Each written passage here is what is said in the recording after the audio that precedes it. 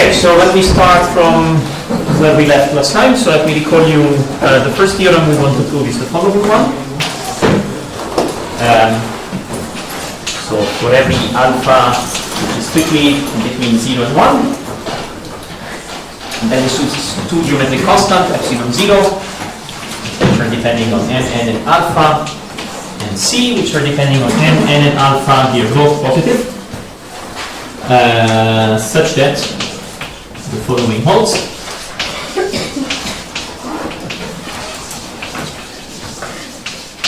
Okay, so what you have is if u from the unit ball inside Rn into n has Lipschitz constant less or equal than 1. If the graph of u in V1 is area minimizing,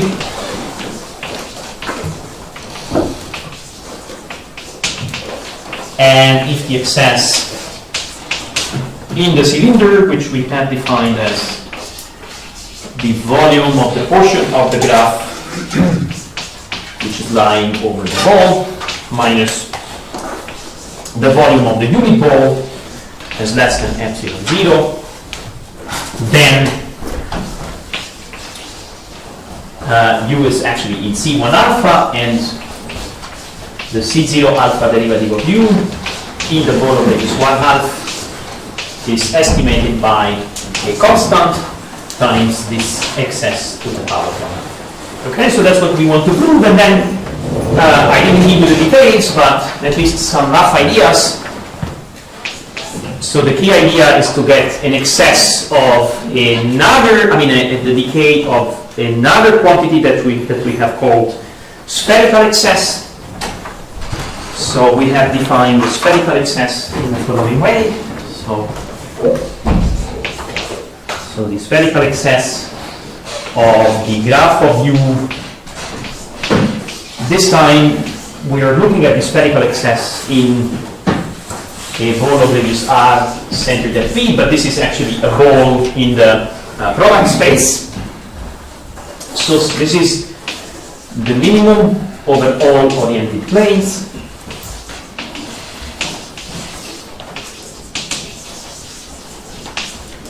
And then here there's a normalization factor. And here we have the integral over sigma intersected with this ball. And here we are measuring the distance of the tangent space to sigma at the point Q to my oriented plane phi.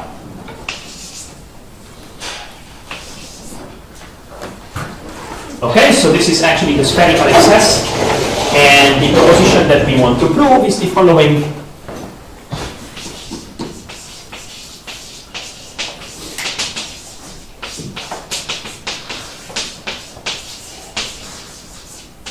So if we start with a small excess at a certain, with small spherical excess at a certain scale, then we actually get even smaller.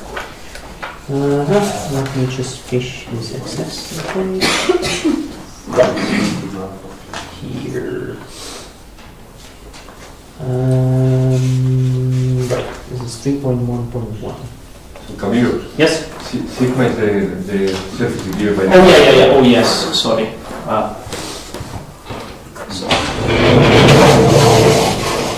This is the excess of sigma, and of course I can define. So this is actually. So this is. There is no reference to a graph over here. So I can actually define this for every oriented surface. But then in all the lecture I would be interested in sticking here the graph of some function u. Yes. So typically sigma will be the graph of u on some whatever, on some domain v1. Okay. Yes. Thanks. Okay, and in fact this is what I'm going to do in this excess decay, which is taken for a graph. So here's how it works. So for every 0 less than alpha less than 1, so there is a geometric constant epsilon 1, which is depending on alpha and n, such that,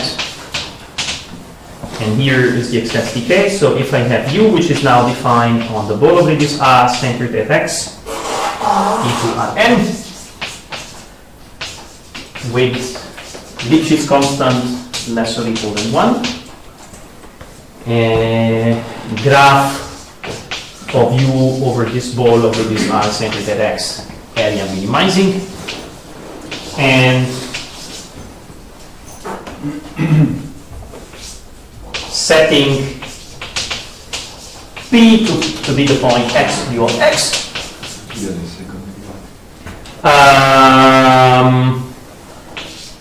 If the spherical excess of the graph of u in BRT is less or equal than the spherical excess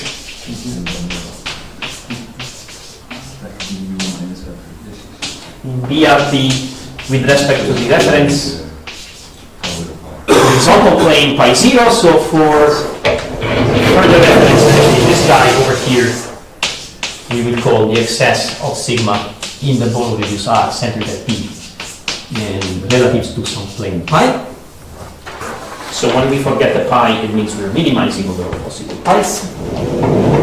Okay, so here I'm assuming not only that the excess is small, but I'm assuming also that the excess with respect to the horizontal plane is small. So if this one is less than epsilon 1, then okay, the excess of the graph of u on BR alpha of P is less or equal than 1 over 2 to the power 2 alpha times the excess on the graph of u over BR of P. Okay, so this is the excess decay. And okay, I will show you later how actually, so I'm not going to show you how this proposition gives a, so how the decay of the excess actually gives you the Morley estimate, and then the Morley estimate gives you C1 alpha, so this you can check on the lecture notes. It's standard PDE. But you will notice, so what I would like to do is then a corollary here. And the corollary that I would like to have is that, okay, so since I got somehow that the excess at the half the scale is less or equal than the excess at the previous scale, right? I would like actually to iterate over all scales and prove that when I go on dyadic scales, the excess is going down like r to the power alpha, okay? But that's not obvious, and the reason why it's not obvious is because in this assumption, I'm not assuming that the excess is less than epsilon 1, but I'm assuming that this guy is less than epsilon 1, okay? So if I want to actually keep iterating, I have to show you that at the next step, you're getting this one too. And that's not at all obvious, so I have to give you a little detail. So I want to actually show you then later the corollary, which is telling you that something like, not if you start with epsilon 1, but if you start on first scale at epsilon 1 divided by 2, right? So the next excess, which is on a tilted plane, is certainly smaller, but this one might have actually been slightly larger. And that's because the excess, the plane, the reference plane for which you minimize here might be a little bit tilted, okay? But along the scales, I'm tilted by a geometric series, which is converging. So if I start here at epsilon divided by 2, say, along the scales, I'm always going to stay below epsilon 1 just because I'm summing the geometric series. So I want to actually show you a corollary later that tells you that the proposition, so this is a corollary of the proposition, so under the assumption of the theorem,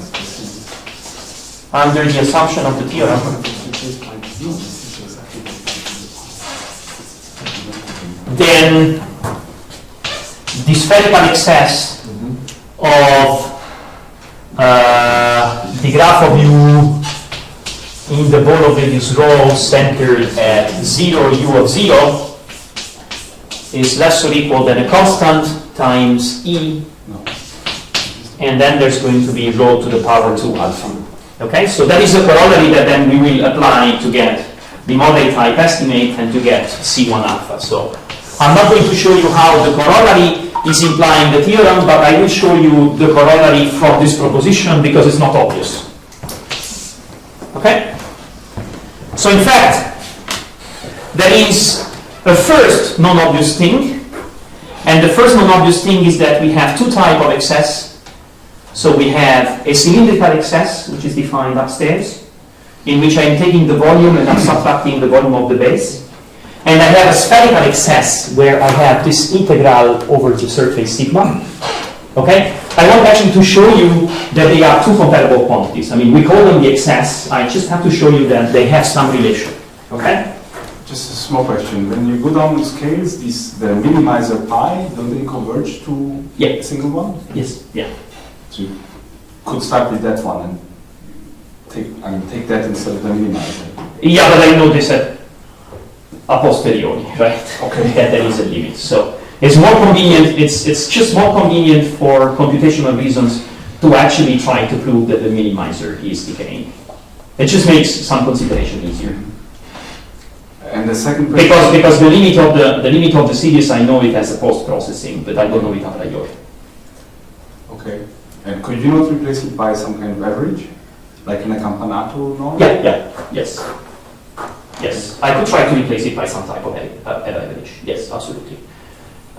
So there's one tricky thing, though. So in codimension 1, it's exactly an average. And the reason why in codimension 1 it's exactly an average is because every m vector in Rn plus 1 is simple. Okay, that's yes. Okay. So I could average. Okay, so this, I mean, you would say, you're minimizing this guy, which is an L2 norm, so the minimizer is an average. But okay, this is a simple m vector, and if I'm summing two simple m vector in higher codimension, I don't have an m vector. Okay. So the answer is yes and no. Okay. There is a trick, though, to try to actually make it like, you know, I mean, I would have to compute some nonlinear average somehow on this kind of space of simple m vectors, on the Grassmannian space. And that's not completely obvious. Yeah. Okay, so now let me just prove the following first remark, which is giving you a relation between the spherical excess and the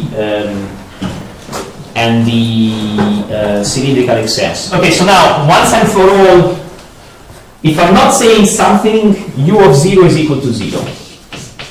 Right? I can always translate the surface.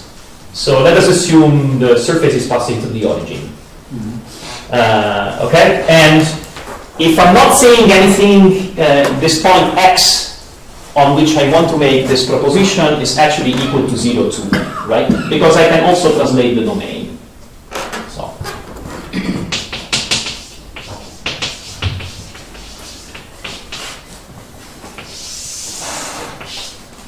Okay, so now let me show you the following simple computation. So,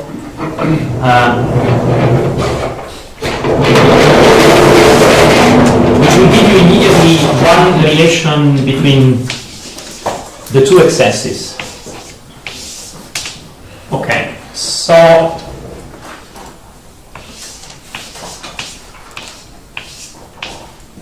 if I integrate over the cylinder of radius 1 centered at 0, so this guy over here now, okay.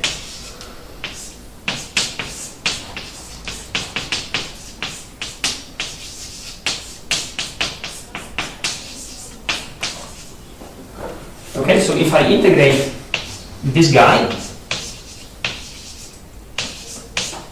so here I have the horizontal plane, so the plane which is parallel to the base of the cylinder. This thing over here is twice the volume of sigma, it's true for the graph, sorry. So it's twice the volume of the graph over the ball of radius 1 minus 2 omega m. Okay? The definition of cylinder should be like R or N. Thanks. I get confused myself. Even though it's 10 years that I'm calling actually the base M and the other factor. In all the papers, this is a fixed. So I agreed with Emanuele once and for all, and then I'm always sticking to this notation. But I still get it wrong anyway. So you see the relation between the two excesses, right? I've written it in this way, but it's actually equal to a constant times this integral. Okay? Now, since a cylinder of radius 1 contains every ball of radius 1 which is centered on its axis, you see automatically that the spherical excess at scale 1 is controlled by the cylindrical excess times a factor which is a geometric factor. Okay? So this explains why when I'm using this proposition, if I start at radius r equal 1 and I take p equal 0, 0, the origin under these assumptions, okay? So when I start with the theorem, I know actually that the spherical excess with respect to the base plane is less than a little constant. And that's because it's controlled by the cylindrical excess. Okay? So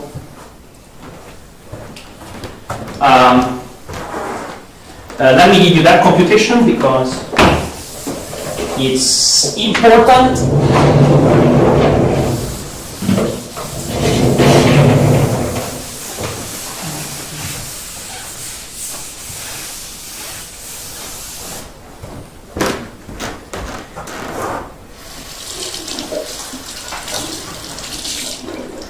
So this computation somehow a posteriori justifies why we're calling both of the two guys excess.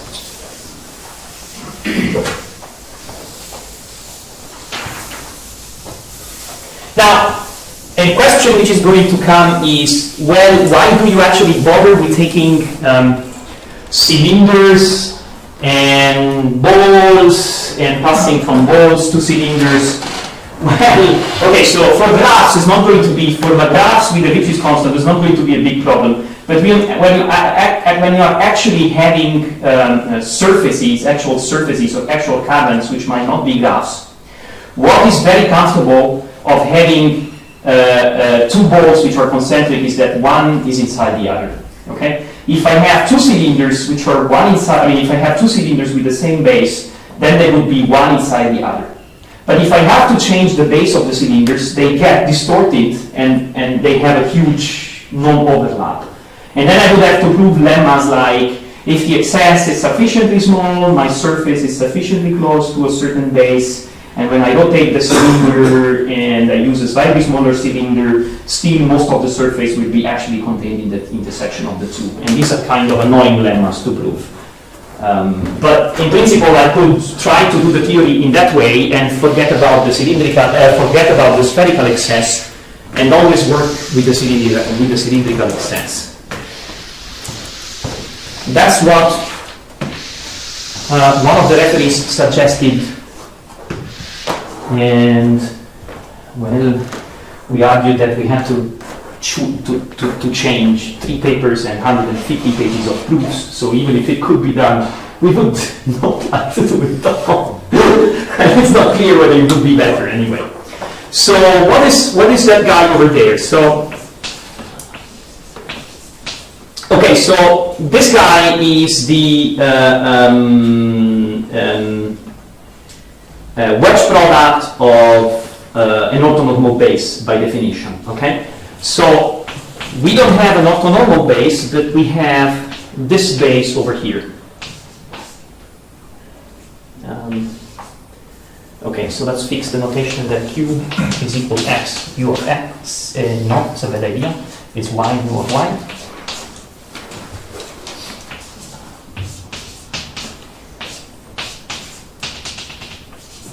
So this is a base.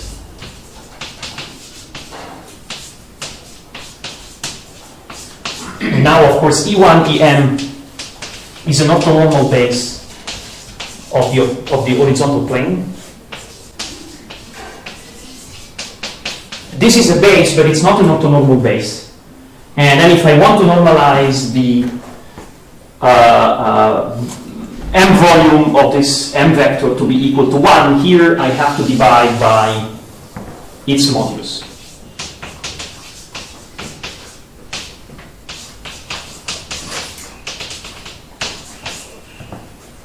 Okay.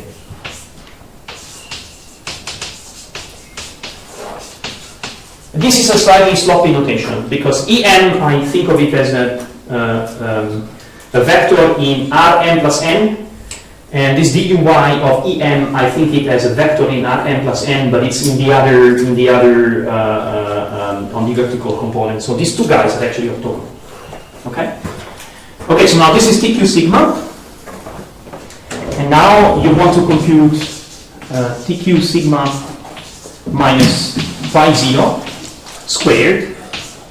Okay, it's a guy, whatever.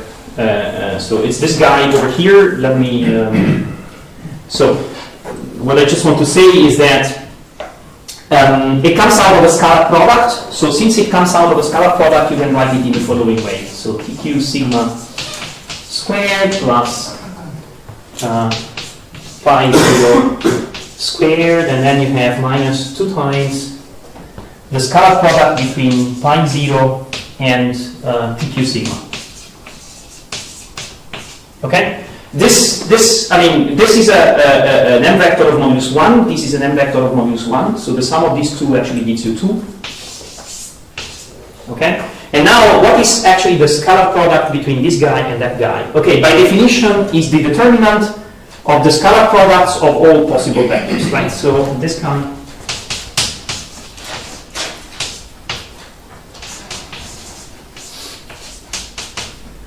So this is the determinant, and then let's say that this one here is a vector vi.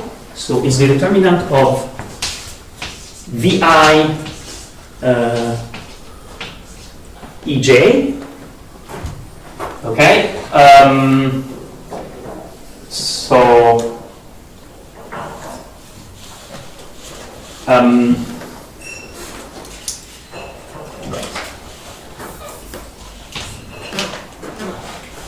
And then it must be divided by this modulus over there, right? Okay, and what is actually happening is that the following, so here these guys are orthogonal to each other, so you have EI, EJ, so you actually get 1 divided by the modulus of the n vector, okay, so which is that. So it's this quantity over here, which I'm going to actually call Jack.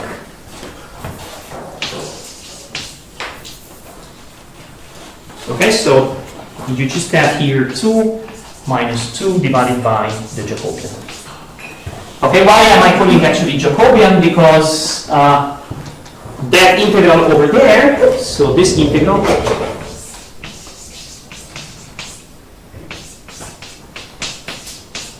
of this one squared is equal to the integral of this one squared. But then I can use the graphical representation. I can actually integrate down in d10, and then I have to multiply by the Jacobian. And the Jacobian is exactly that thing over there. Okay? So therefore now, when I integrate this thing over here, I get twice the integral of the Jacobian, which gives me 2 times the volume.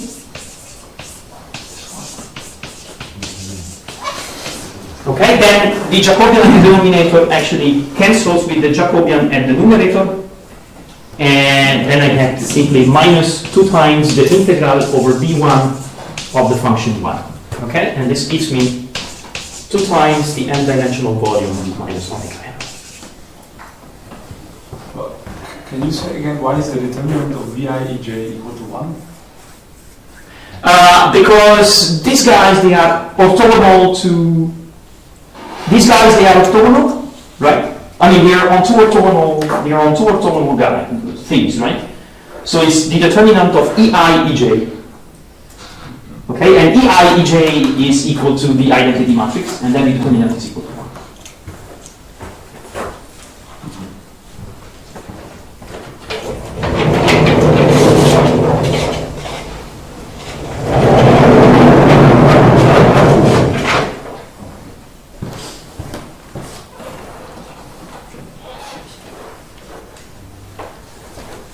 Okay, so now,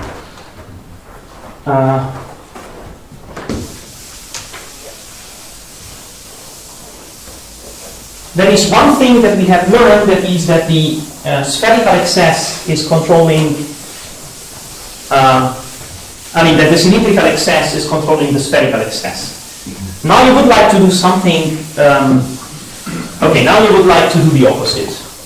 Let me just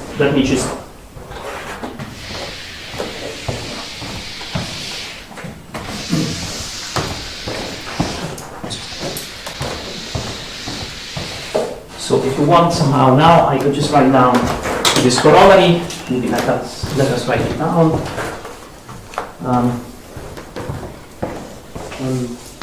May I ask a question? Yes. Why do you get the volume of the ball and not twice the volume of the... That's twice.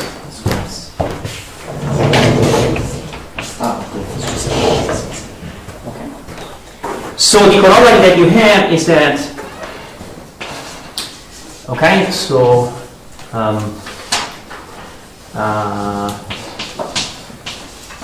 this thing minus omega m, right, controls a constant, so controls actually this guy, omega m times the excess of the graph of u on the ball of radius 1, and then this is in 0, u of 0. And here, there's pi 0, right? And this, of course, controls omega m times the spherical excess.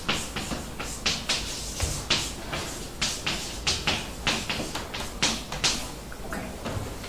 So now I would like to actually have the opposite inequality. And there's something which is going obviously wrong, and the something which is going wrong is that while cylinders contain spheres, spheres don't contain cylinders. Okay, but let us start slowly and say, first of all, let me assume that I know that this guy, okay, is equal to the excess with respect to, so here I have the graph of u.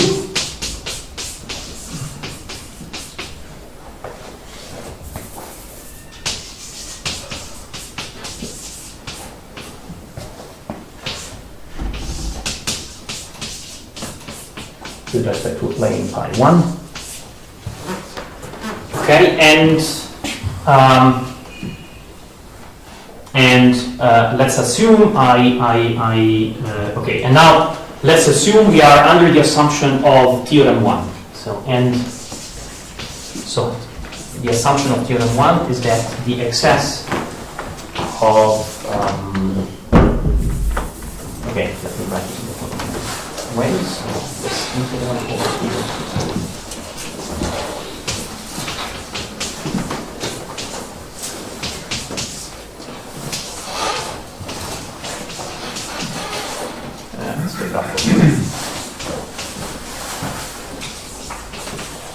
This one is less than epsilon. Okay? So now, first of all, let me make a remark, and this remark is going to, I'm not going to prove this remark. So, first of all, one question that we might ask is, what is the tilt between pi 1 and pi 0? Okay? So, by the previous lemma, we know that this guy is less than epsilon 1, right? And by the previous lemma, we also know that the spherical excess with respect to this one with pi 0 is less or equal than 1. Okay? So what is the distance between pi 1 and pi 0? Well, the distance between pi 1 and pi 0, I could just say it's here it's, you know, less or equal than, say, by trigonometric inequality is less or equal than this guy.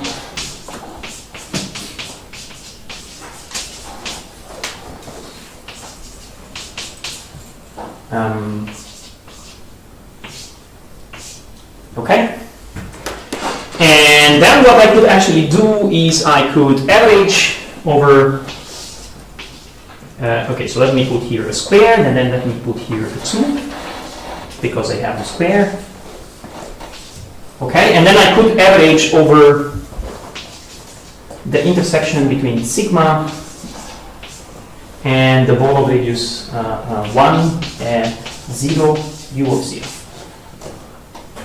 Okay, so now I would like actually to say, so this is the average, and now I would like to say that both of these guys are actually less or equal than the excess with respect to by 1 and the excess with respect to by 0. Okay, so one thing I could do, and it's the first thing that everybody would do in the theory of the minimal surface. So the only problem, the only difference is that here I'm not dividing by 1 over omega n r to the power n, but I am dividing by the volume of the sphere over the ball of radius 1. Okay, so what I could do is I could use the monotonicity formula for minimal surfaces, which I didn't tell you it exists. And I could just say, okay, the prefactor by which I am actually dividing here is larger than the prefactor that I'm dividing in the definition of the excess. Okay, so this is therefore less or equal than twice this guy. Okay, so for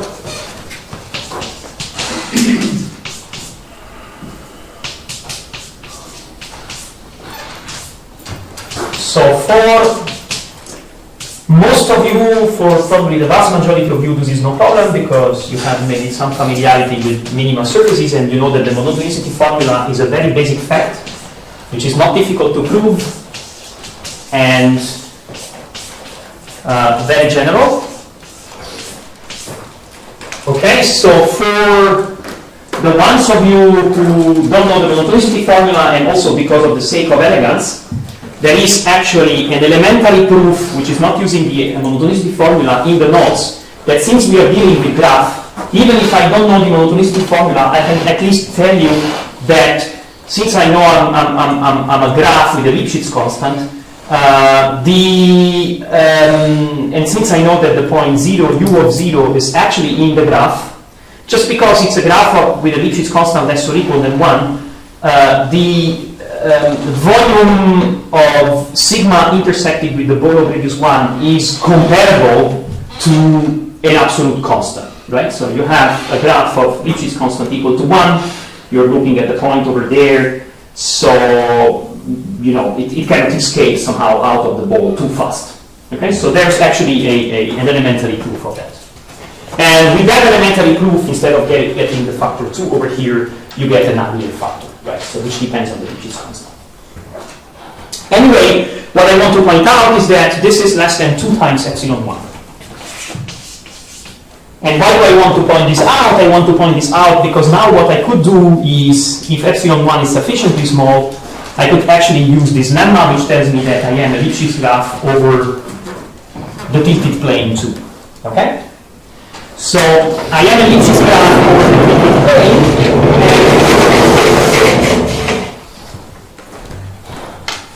I am a Lipschitz graph over the tilted plane, and now I would like to actually argue that the excess with respect to this plane in the cylinder is controlled by the spherical excess, so to get a kind of reverse inequality between the two excesses, which is the counterpart of that corollary. But unfortunately the thing is not as elegant as one would like, and the reason is that when I'm getting close to the boundary of the sphere, I might escape, I mean the graph might actually escape from the ball.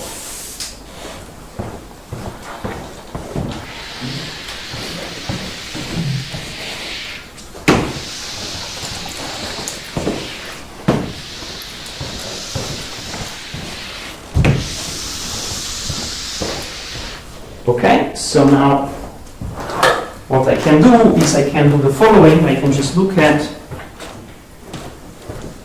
my new plane, pi 1. Okay, so this is the new plane. Here is a new cylinder which is tilted. So let's say this is the point B, which is still under our normalization assumption 0 u 0, which is in fact the origin if we assume u0 is equal to 0. Okay, and now what I would like to do is I would like to estimate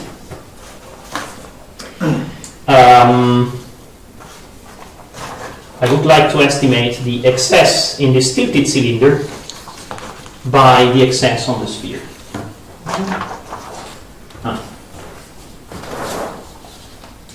Okay, so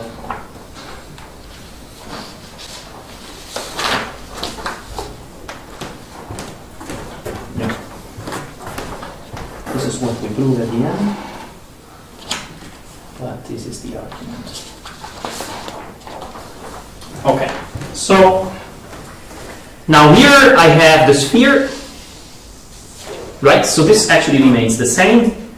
And my problem is that now I have my graph, right? So when I intersect the graph with the sphere and I project down, of course there is a portion of the graph which is between, in the difference set between the sphere and the cylinder, right? So now let me just make a much bigger picture over here. So here's the cylinder, which I have rotated so that the horizontal plane is pi 1. So here is the sphere. And now there is my graph. And somehow what I'm interested in is to find a smaller cylinder inside.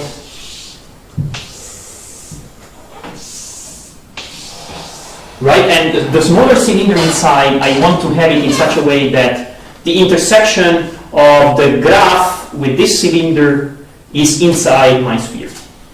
Okay, so I'm looking for eta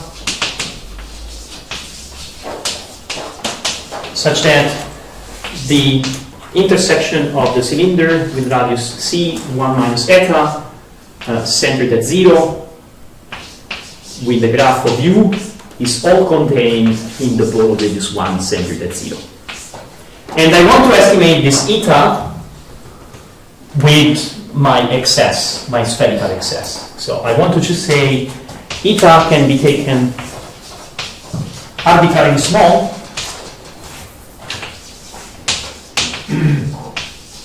if the spherical excess is sufficiently small.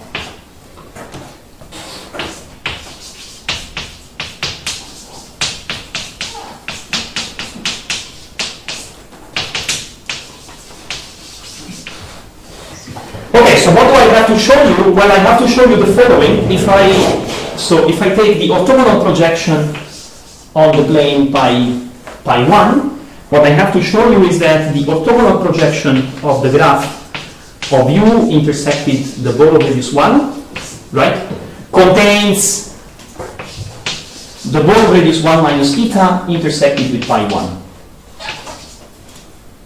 Okay, so this is just telling you that when I take the intersection of the graph with the sphere and I project down, my domain, the domain of this projection is actually containing the base of this cylinder. Okay, and that's all I have to show, because if for each point here I find a point in the graph, that cannot be another point which is lying outside of the sphere. Okay, that's what I want to show you, and I just want to give you a very quick computation how this can actually be done. Of course, once we have established that the intersection of the sphere of the cylinder with the graph is contained inside the sphere, now I can use monotonicity of the integral to estimate the excess in this new cylinder with the spherical excess, right? So then I will be able, of course, from this inclusion, I will be able just to tell you that the integral on the cylinder of radius c minus eta centered at 0 of this guy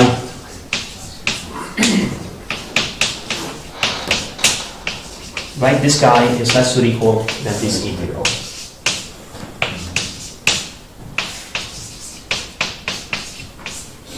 And this is by definition a multiple of the spherical excess. Okay?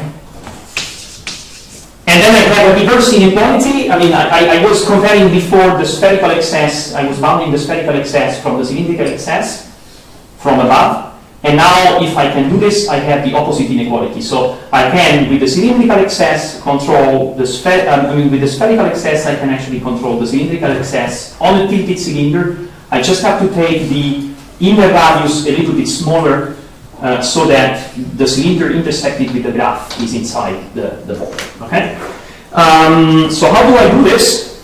Okay, so this, let me just sketch it very so I can define, so what I can define is rho equal 1 minus eta is the maximal point, so it's the maximal base which is inside, so let me just write it down.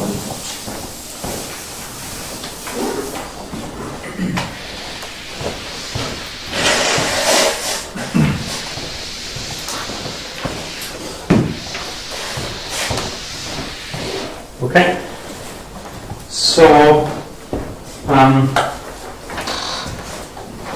so let me just define rho to be equal to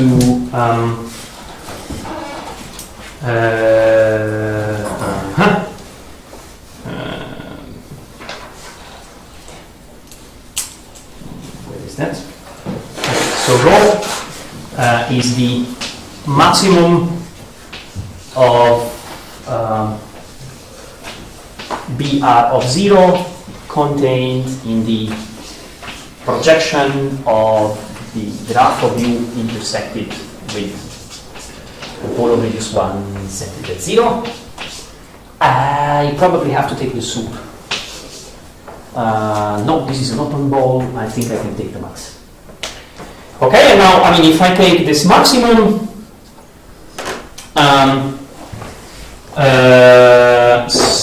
so one obvious thing is the following. So since U has a Lipschitz bound,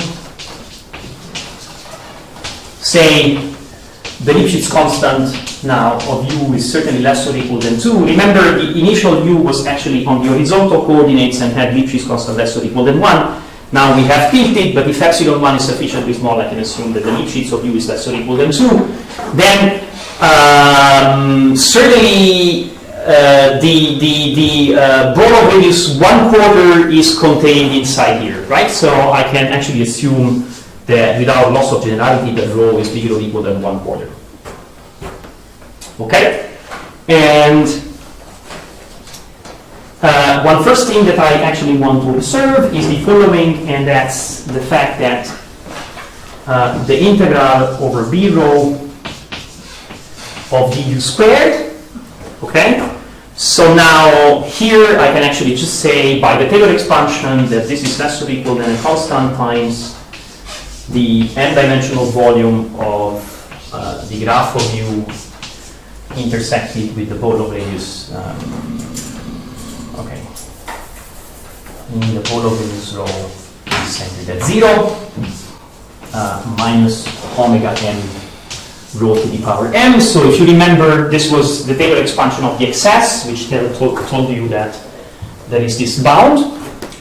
And then after I have this bound, I can just say that this is less or equal than a constant times the spherical excess.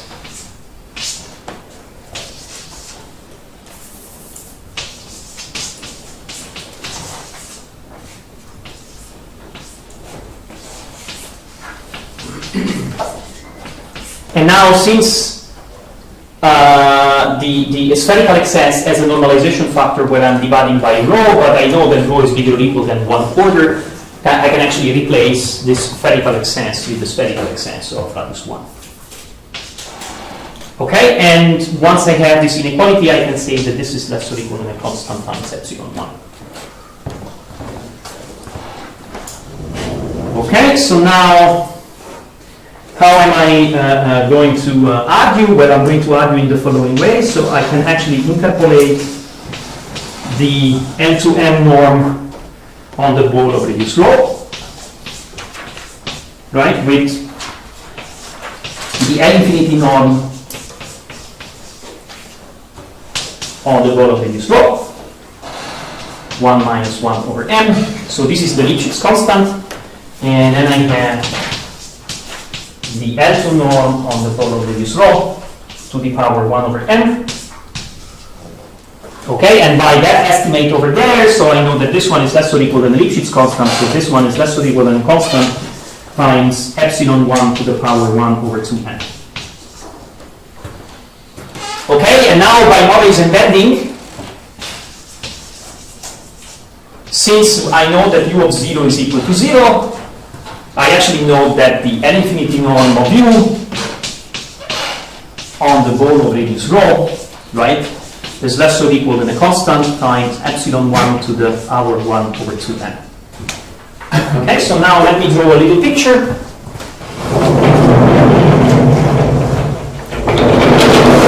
So remember that I have defined rho to be the maximal radius over which I have this inclusion, right? So if it is the maximal radius over which I have this inclusion, I must have one point which is lying on the boundary of the sphere, because on the boundary of the ball. Because if there are no points lying on the boundary of the ball, then this means that I can actually go slightly further because I'm Lipschitz, right? And now you see what I want to do. I just want to use Pythagoras theorem to actually bound rho by the fact that the height of this point is not too much.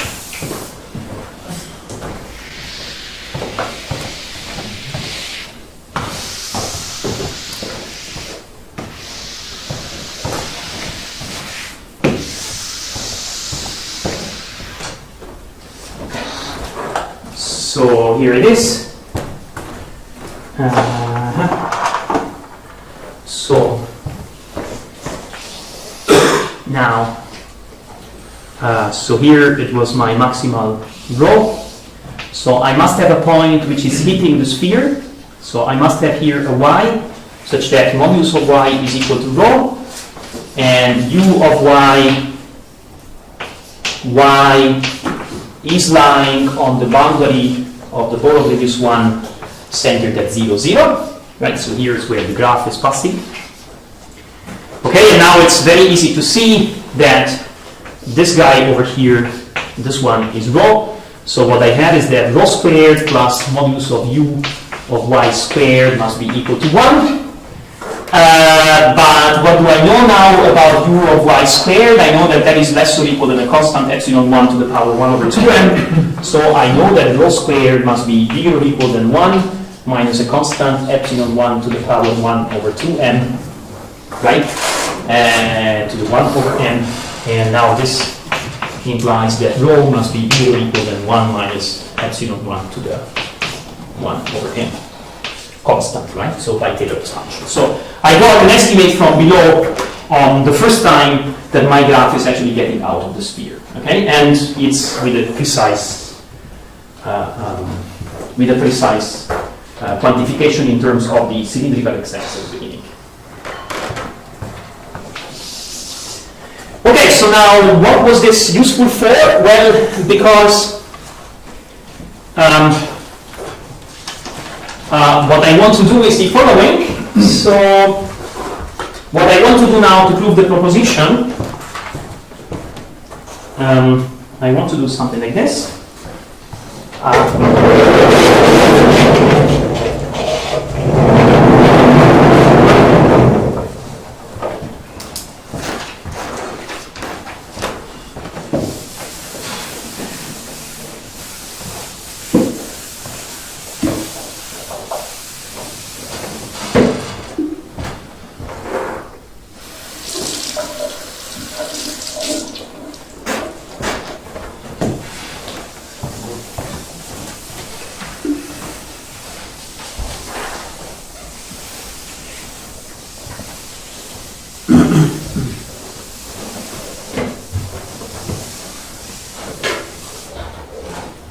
What I want to do to prove the proposition is the following.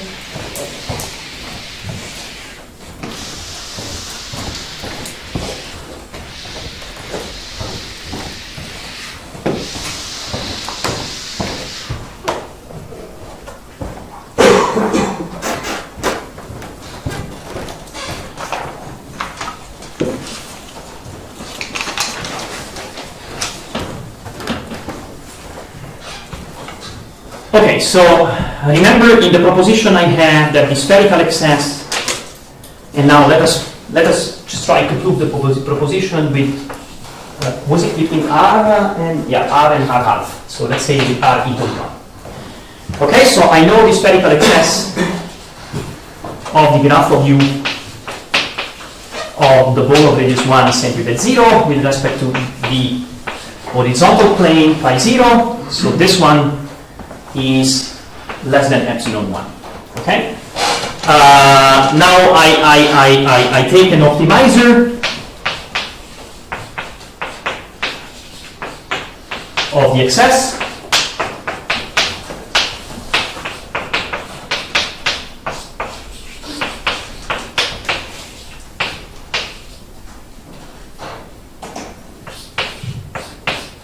Okay? After I've taken an optimizer, I tilt my cylinder. So now this is the cylinder of radius 1 minus eta. Okay? And reparameterize my graph over the new tilted system of coordinates. And so here is going to be like U prime. Okay? So now prove an estimate on the cylinder of radius 1/2. So prove that if I compute the m-dimensional volume of the graph of U prime over the ball of radius 1/2 minus 1 over 2 to the power m minus omega m. So this has had a decay from the cylinder, and now this time the decay is going to be something like this. So it's going to be less or equal than 1 minus eta divided by 2, okay, which is the difference in the ratios between the cylinder of radius 1/2. Okay, sorry, no, I cannot actually do it with this. So, let me be slightly more precise. So here I have to subtract yet another plane. So what I want to show is this one. So 1 over 2, and then I have here the integral over the graph of U intersected with the cylinder of radius 1/2, centered at 0.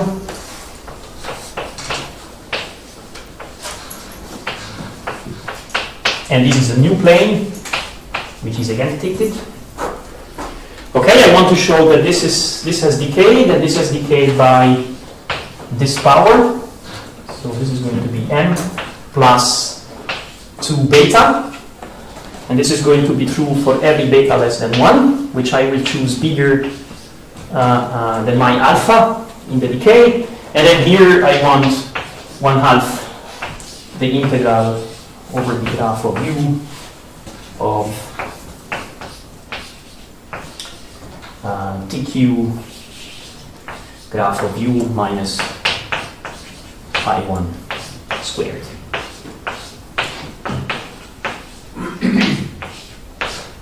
Okay, which is, since pi 1 is parallel to this guy, this is going to be exactly this guy.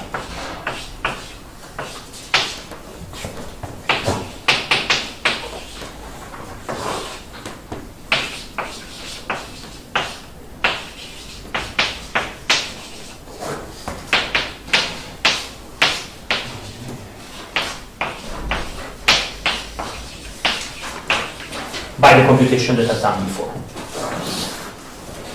Okay, and now this cylinder contains the ball of radius 1/2. So by this I will be able to estimate the same integral, and here I have 1/2, and here I have the graph of U intersected the ball of radius 1/2. Centered at 0, and here I have TQ, the graph of U minus pi 2 squared.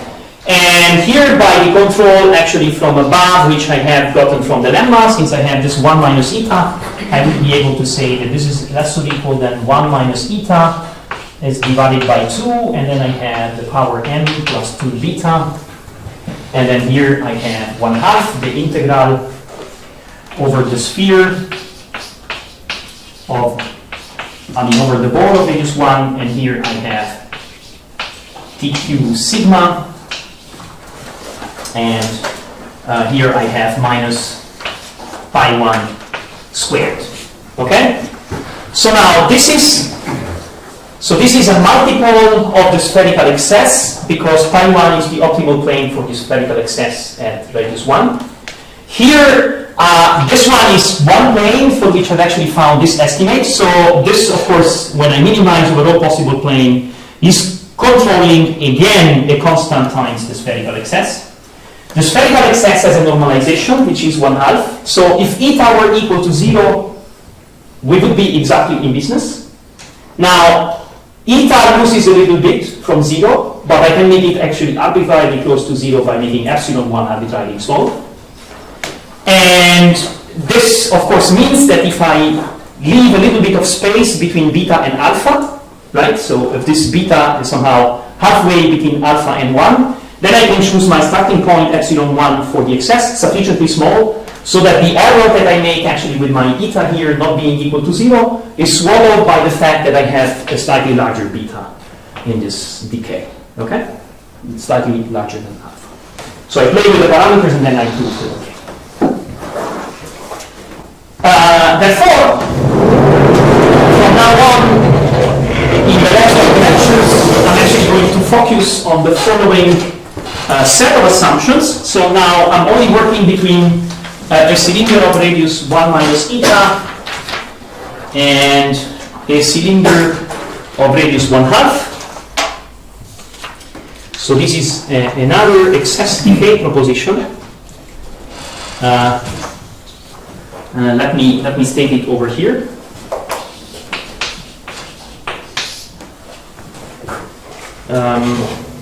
Okay, so I now assume V from the ball of radius 1 minus eta into Rn to have Lipschitz constant less or equal than 2, because this is the tilted u, so it's what I call u prime. So I consider the graph of u, the graph of V on the ball of radius 1 minus eta to be area minimizing.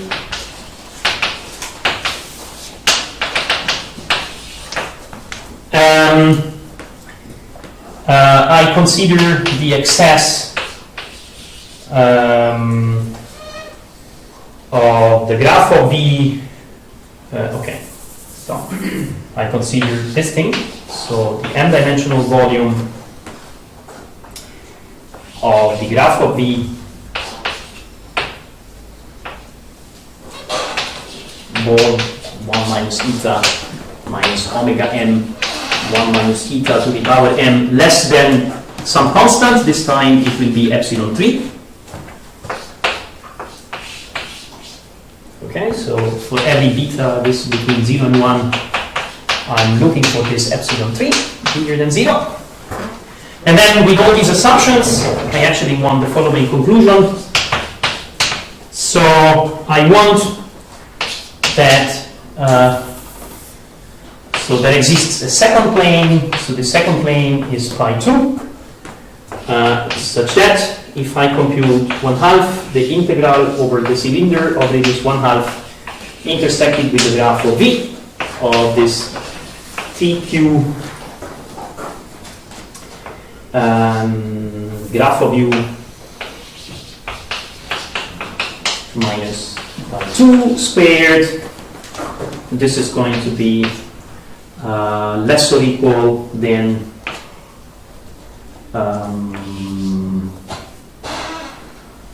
okay, so here I must have the ratio between the two guys, and this is 1 minus eta divided by 2, and here I'm going to have m plus 2 beta, and then here I have this. Okay, let me give you a name to this guy. So this is going to be the new E. Okay, I want this to appear over here. Okay, so this is the excess decay that I want to prove. Now, the rest of this lecture and a portion of the next lecture which is spent to actually prove this excess decay first I want to tell you why I can actually iterate this other decay proposition, right? So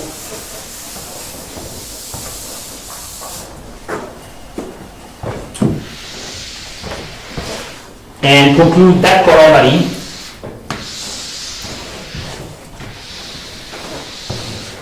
Okay, so at first step, I start by having the cylindrical excess, which is less than epsilon 1, and then I can apply this proposition, and I can plus from the thing of radius 1 to the thing on radius 1/2. Okay, and I'm happy I have the estimate.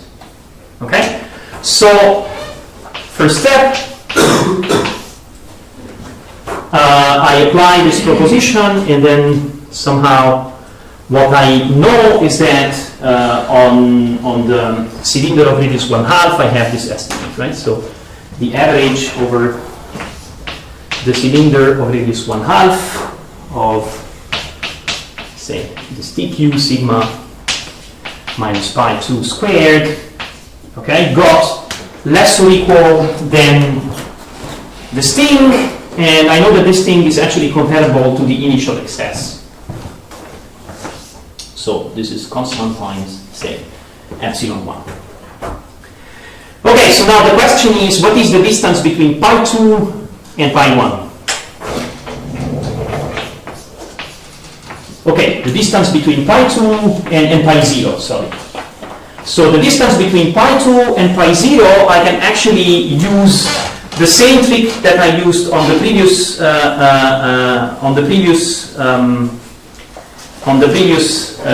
iteration. So the distance between pi 2 and pi 0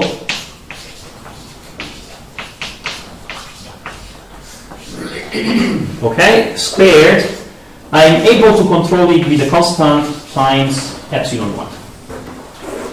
Okay, and the reason is because I'm doing the same trick as I'm doing before, so I am just saying that this guy is less or equal, and then here I have the average over C1/2, I take TQ sigma, and I take a 2 minus pi 2 squared, and then I take again the difference between this guy minus pi 0 squared. Okay, and both of them here less or equal than a constant times epsilon 1. Okay, now from the radius 1/2, I'm actually passing to the radius 1/4, but I'm going to estimate the difference between pi 3 and pi 1/2, right? And what I actually discovered by the same trick is that the difference between pi 3 and pi 1/2,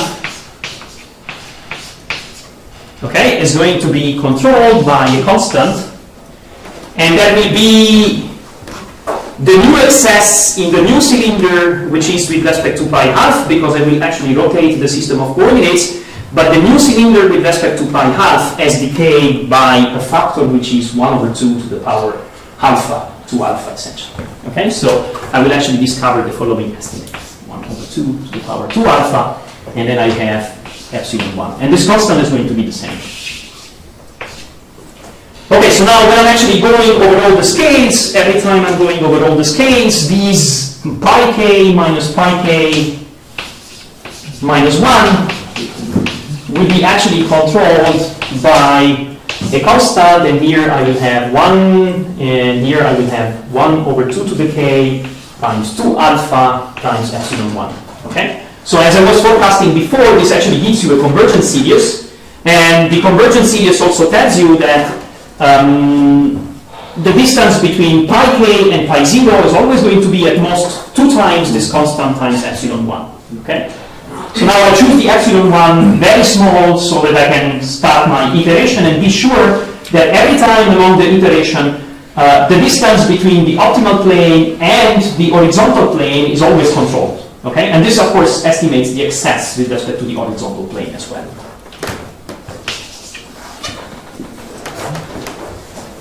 Okay, so now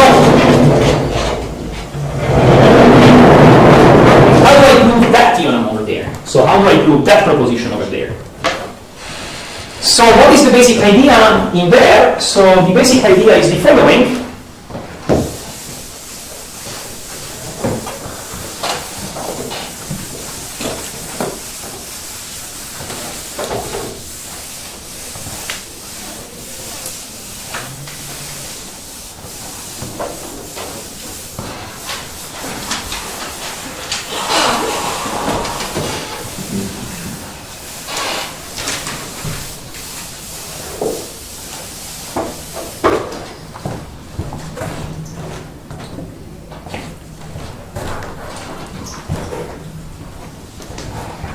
Excuse me. Yes? So, you mean the optimal by saying that you want to find the maximal ball with the radius rho that the projection, yeah, I see. The projection of the graph intersecting the ball one is within the Right, it's containing. the original plane with the Yeah. with the ball. Okay, Right. I see.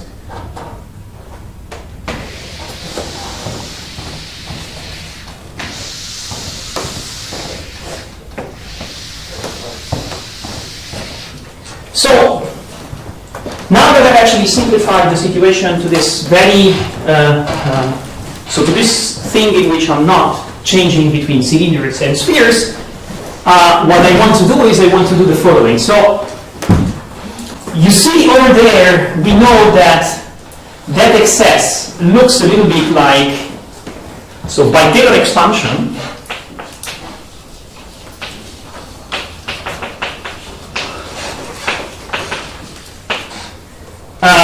well, by Taylor expansion, if we knew that the Lipschitz constant of V were very small, instead of just knowing that the excess is small, the Lipschitz constant of V is only less or equal than 2. But if we had the Lipschitz constant of V, which is very small, then by Taylor expansion, we know that E is roughly the integral of du squared over the ball of radius 1 minus eta. Okay? Now, if the Lipschitz constant is very small, say I'm looking for a pi 2, which is a plane, but if I think somehow the plane pi 2 as being the image of an affine function, okay, by a similar Taylor expansion, let me assume that the quantity which I want to control, let me call this guy sort of E prime, okay? E prime is roughly 1/2 the integral over the ball radius 1/2, and here I have du minus a squared, where a is some affine function. Okay? So now coming to Hausdorff's question, actually, if I'm trying to minimize the L2 norm, what is the best thing that I could put over here? It's actually the average of the derivative of u, right? So because in there, pi 2 is actually a choice, so the pi 2 that I actually can choose is the image of the affine function which is given by the average of the derivative of u. Okay? So let me just think this, actually I'm going to set as E prime here the average on the ball of radius 1/2 of u squared. Okay? So the type of estimate that I'm looking for is the following, is the integral over the ball of radius 1/2 of du minus the average of du squared. I would like to prove that this is less or equal than 1 over 2 to the power m, okay, 1 minus eta, and here I have 2 to the power m plus 2 beta, and here I would have the integral on the ball of radius 1 minus eta of du squared. Okay, so that's actually the estimate that I want to prove. Well, turns out though that if you believe the heuristics, that being okay, so it's actually B, it's not U.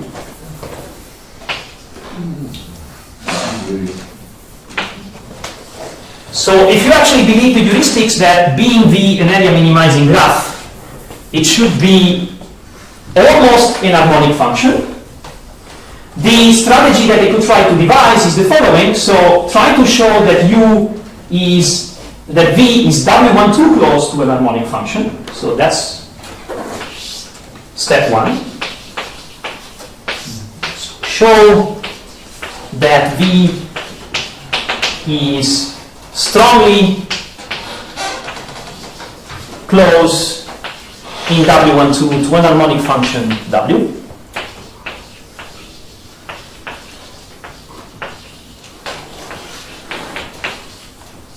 And then wonder whether actually this estimate is true for the harmonic function. And in fact, this estimate is true for the harmonic function in the following much sharper sense. So if I have an harmonic function, I can actually prove the following decay estimate.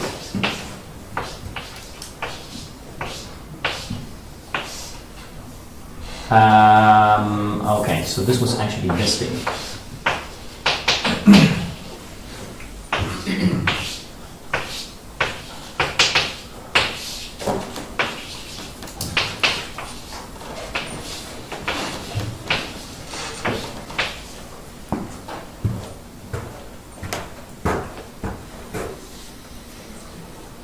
Okay, this estimate is true for the harmonic function. Actually, for an harmonic function, what is going to be extremely nice is that by the mean value, so if you have an harmonic function by the mean value property, this average is the same as the average on the ball radius 1.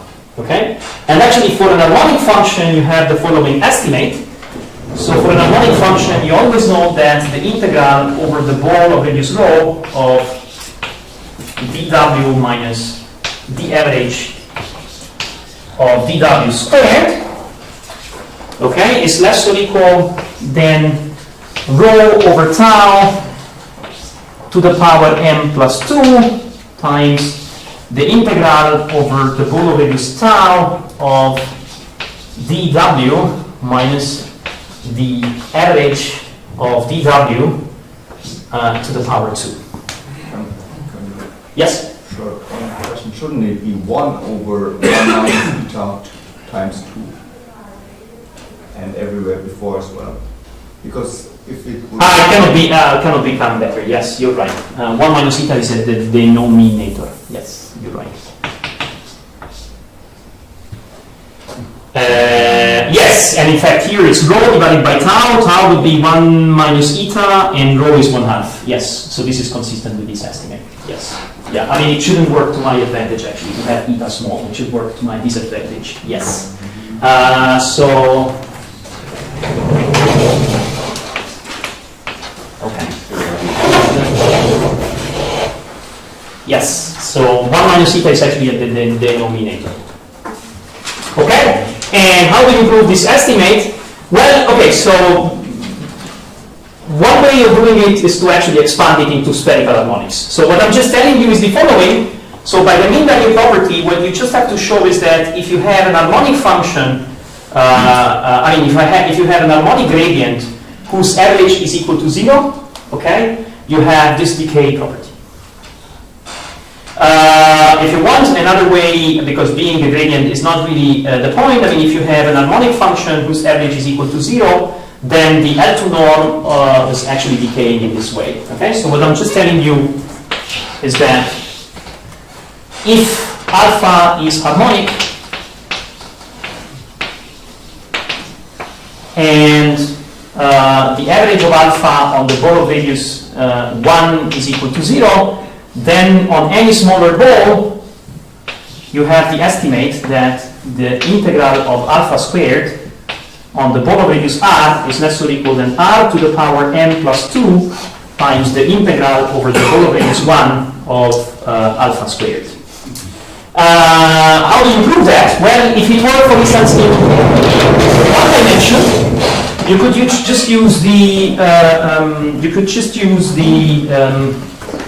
Fourier series on the circle to write explicitly your harmonic function in terms of the Fourier modes, and the fact that the average is equal to 0 tells you that there is no constant in the Fourier modes, and the first Fourier mode which is non-zero is the linear ones. Okay, and so in higher dimension you actually do an expansion in spherical harmonics and you have the same property.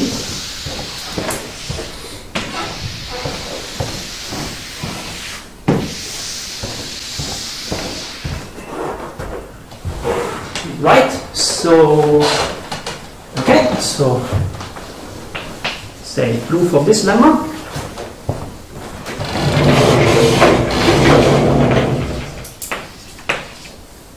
Okay, the proof of the lemma, you can do it in the following way. So expand alpha in spherical harmonics. So alpha is going to look like the sum, and okay, so now if you're doing it in spherical harmonics, so here you have k to 1 from 1 to plus infinity, okay?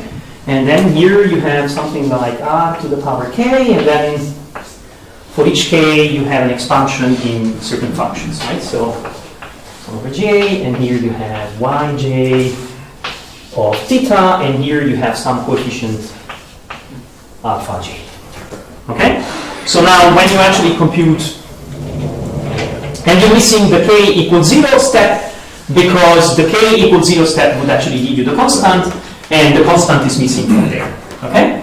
So now when you actually compute the integral of modulus of alpha squared on a ball of radius rho, okay, by the orthogonality of the spherical harmonics, and by splitting into spherical and cylindrical, I mean into spherical and other coordinates, you get something like rho to the power m plus 2k. So here there is the sum over k, and then you have some expressions which are, I mean, some constant times the coefficients alpha j.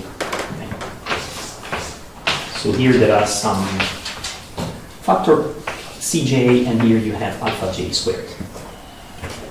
Okay, and you see what is happening somehow, since k is actually starting from 1, you certainly know that the worst, I mean the one which is decaying slower, is the k equal 1, and here you would have, this is less or equal than, say, rho to the power m plus 2, and then you have here the sum for k bigger or equal than 1, and here the sum over j, and you have gj, cj, alpha j squared. Okay, and this is exactly rho to the power m plus 2, and here you have the integral over the ball of radius 1, and then you have alpha squared. Okay, we just the usual computations. Okay, so far so good. Now, what is actually the first, I mean, I've told you somehow step 1 is to show that V is strongly close to W12 to an harmonic function. Step 2 would be to make this estimate on a harmonic function, but there is actually a big caveat. So this Taylor expansion is actually valid only if you have a bound on the Lipschitz constant rather than a bound on the L2 norm, right? So because I would like actually to make a Taylor expansion. So there is a step 0, and the step 0 is the Lipschitz approximation.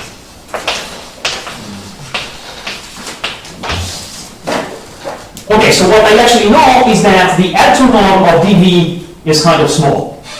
But that doesn't tell me that the Lipschitz constant is it's small somehow. But of course, by Chebyshev, so what I know is that this guy is small.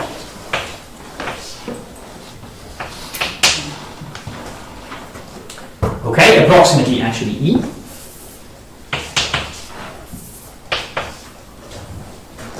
Now, what do I know about the value of the gradients? Well, by Chebyshev, I have that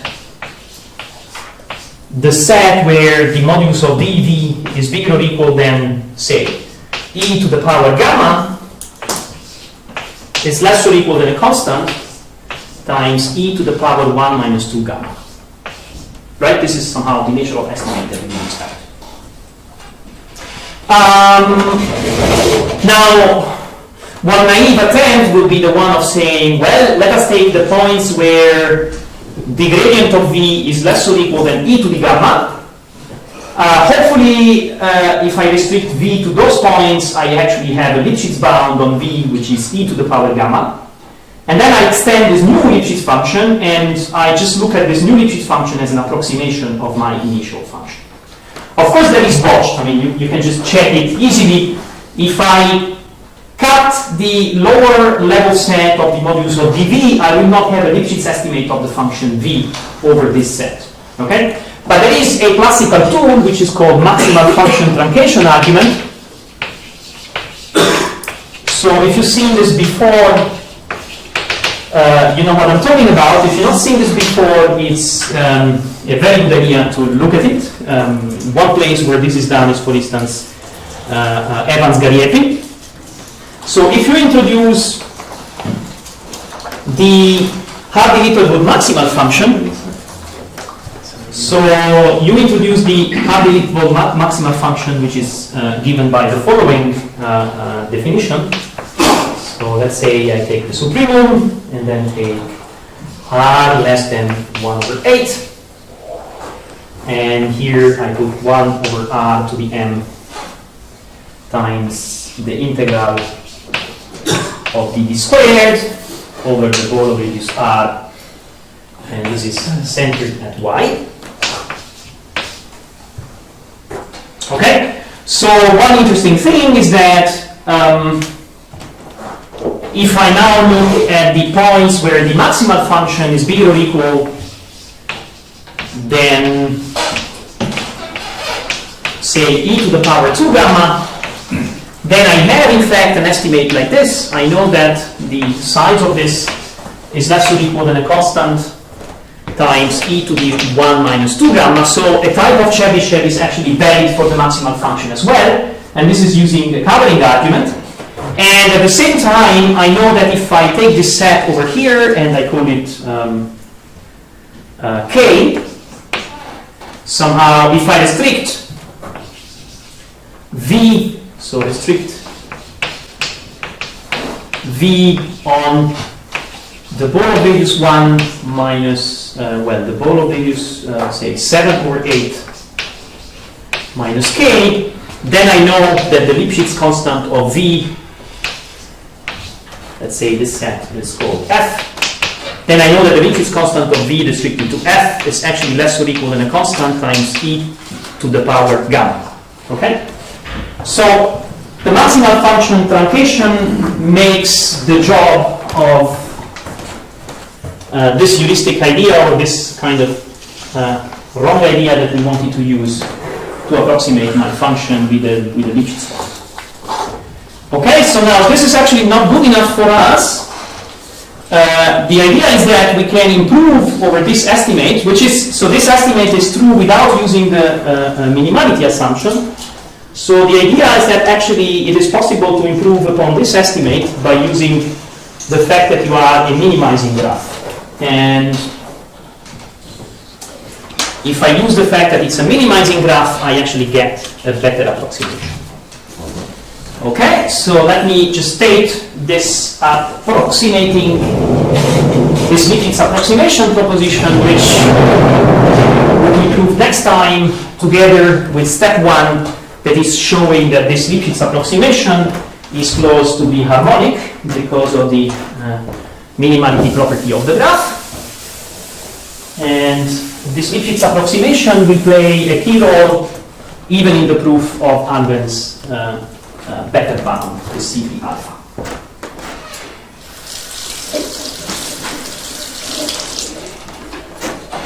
And this Lipschitz approximation is where we will use this improved Lipschitz approximation compared to what the maximal function truncation argument gives you for a general Sobolev function. So here we will use heavily not only that our graph is a critical point, if you want, of the area functional, we will really use the minimality property, so really the area minimizing, meaning that to prove this estimate, we will actually compare the area of the minimizer to the area of a suitable competitor. Okay, so this is the improved Lipschitz approximation.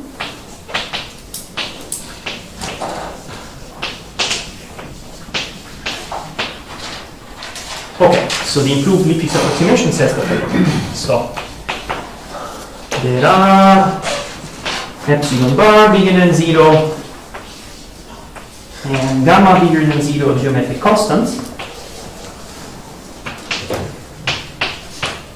with the following property.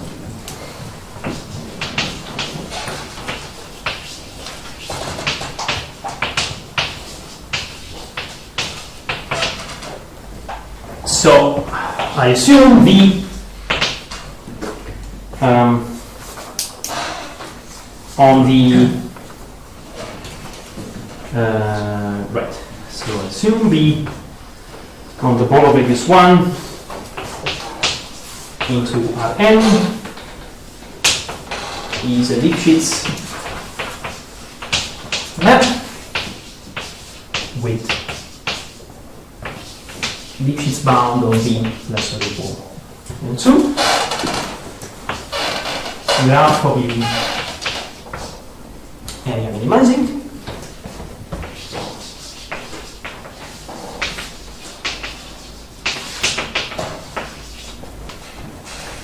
And cylindrical excess sufficiently small.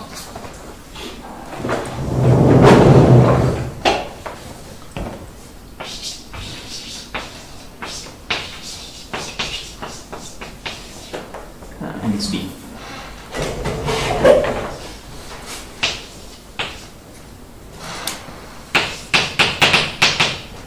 And this is epsilon bar.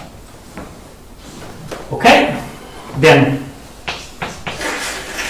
set rho to be equal to 1 minus e to the power gamma. Okay? So if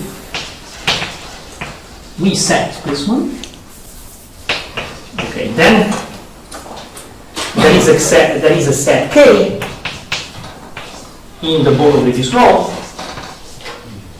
with the following property. So what I miss from the ball of radius rho when I take away the set K is bounded by e to the power 1 plus gamma. Okay, and if I take the Lipschitz constant of V on K, so K is actually the good set in this case, then I have that this is less or equal than e to the power gamma. Okay, so with respect to the maximal function truncation that I have for usual functions, if I want the Lipschitz constant, which is e to the power gamma, here I have actually to pay and I have to take the complement set smaller than e to the power 1 minus 2 gamma. And what I will be able to do by using the fact that the graph is area minimizing, I will be able actually to show you that in fact the set that we're missing has size e to the power 1 plus gamma. Okay?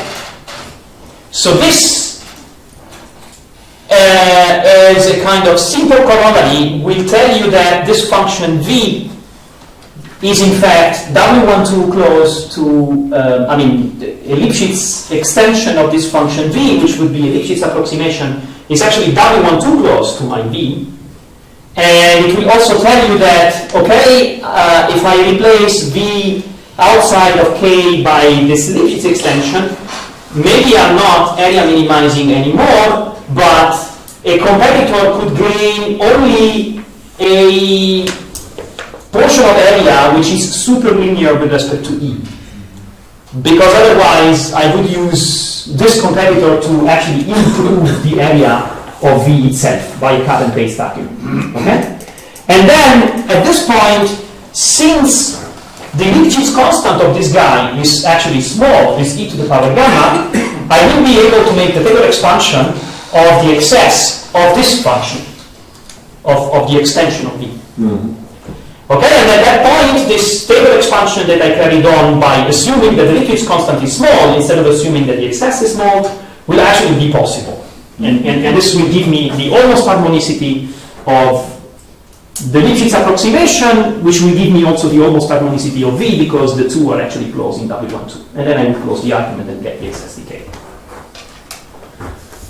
Okay, so that's the end of this lecture.